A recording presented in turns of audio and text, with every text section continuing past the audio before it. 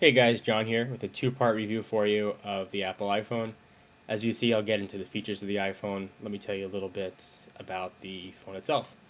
First off, this is the phone. I'm sure you've all seen it in videos or in the Apple Store.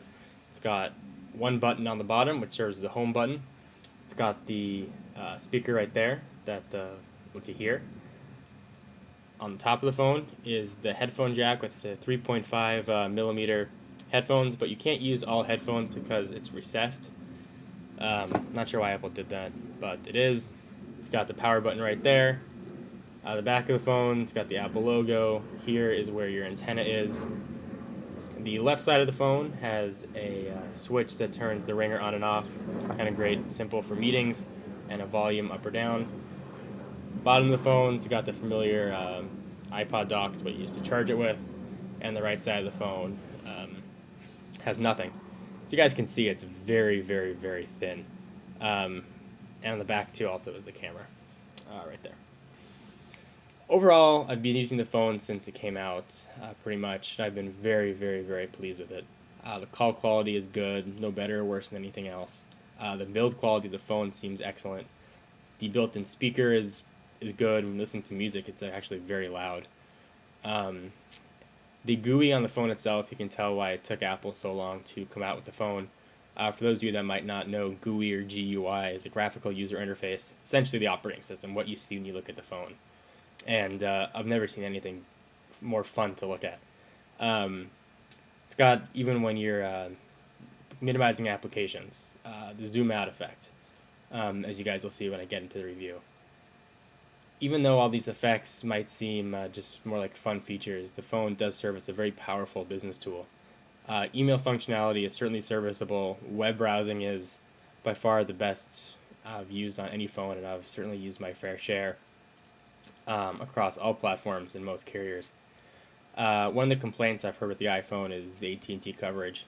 I can't really speak to that. It varies from where you live.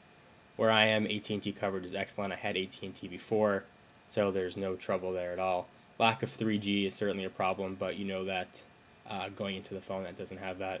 8 gigabytes of storage, which what I have, seems to be plenty for me, but I can see why people would want more, and I'm sure future models will have that. But again, overall, I'm very, very, very happy with the iPhone. Everywhere I go, it seems like there's a crowd around me. I just wanted to see it and play with it. It's that big and that exciting of a product. So in conclusion, if you have the resources to pick one up, it's absolutely worthwhile. It's a great phone. For me, activation was a piece of cake. It took 10 minutes, but I know people are having some trouble. But Apple is doing their best, I know, to fix it. Any questions, you can always go to your Apple store or call AT&T or Apple. So guys, here is part one. Enjoy the review. Ask questions if you got them. Thank you all for subscribing. Enjoy. Alright guys, let's get down to it. So here we have the iPhone in its off position.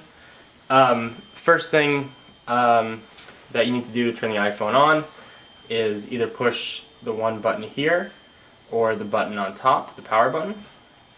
Push the menu button. Comes up prompting you to unlock. Slide the lever to the right, unlock. And that brings you to the iPhone's main menu. As you can see, it consists of 4 rows of 3 and then a bottom set of 4 hotkeys. I'll walk through kind of quickly each one here, but you'll see it's text, calendar, photos, camera, YouTube, stocks, maps, weather, clock, calculator, notes, settings. On the bottom you have phone, mail, Safari, and iPod. So we'll start from the top here. First thing you have is text. Click on text. It pulls up your most recent text. If you push the settings button, it gives you a list of all the recent people that you've texted. The texts are set up very easily, very similar to iChat for Macs. You can scroll through. What I've typed appears in the green. What here, in this case, my girlfriend has typed is in the gray, and you can scroll through very easily. Go back to settings. One cool thing that the phone does in order to delete text, if you slide your finger to the right over the main, hold up a little delete thing, hit delete, it deletes the text. Kind of cool. Calendar is just a general calendar. I'll show you what it looks like, what you have today. If you had something going on today, it shows up below there. Photos is, I think, one of the shining features of the iPhone. Hit Photos. It pulls up all the photos you have synced. I'll pull up my camera roll, things I've taken with my camera. Just give you an example. Here's a picture of my cat. It lets you scroll through just by flicking your finger. Goes to the next picture.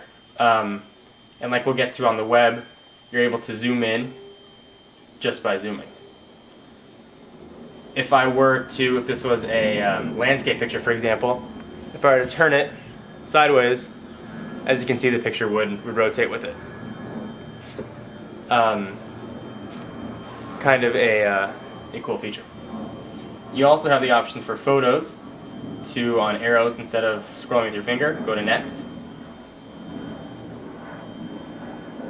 If there's a picture you want to delete, you can just hit delete, and very kind of cool fashion gets asked to be deleted, gets sucked right into the trash can.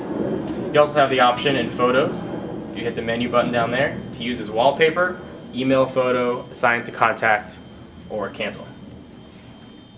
Get out of photos here. Camera is a very simple camera. Big shutter appears, and then you've got your viewfinder. There's no way to zoom on the camera. There are no functions. It's take a picture of what you see. That is definitely one of the drawbacks of the iPhone, and you push the button right there to take the picture. YouTube is actually one of the features that I found myself using the most, and one of the features that I didn't think I was going to use at all. It's actually very cool. You hit YouTube, and you can search. You can view featured videos, most viewed, things you have bookmarked, or even a few options. I'll just show you real quickly what a video looks like. We'll go into featured, and let's find one here. Okay, just gonna pick one. Push play, turns horizontal. Turn it for you. Starts the buffer, and there it goes.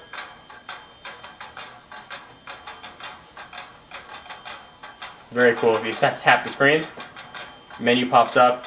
You can pause, fast forward, rewind, bookmark, email it, and you can fast forward by dragging your finger across. When you're done, simply hit done.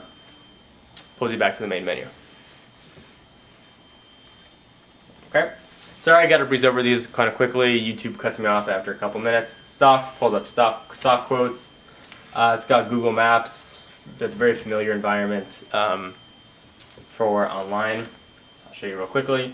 Hit Google Maps. There's a local Apple Store. Hit Maps again. Pulls up just a very familiar Google Maps application. Weather, pulls up weather for where you are. Clock, pulls up a clock. Calculator, it's a calculator. Notes, just a simple notes program. Settings gives you a very limited customizing ability. Airplane mode turns off the wireless features. Wi-Fi, some usage, which tells you how long you've been using the phone since your last charge, how long you've been using the phone period for call volumes, and how much data you've sent and received. And you have the option of resetting that information as well.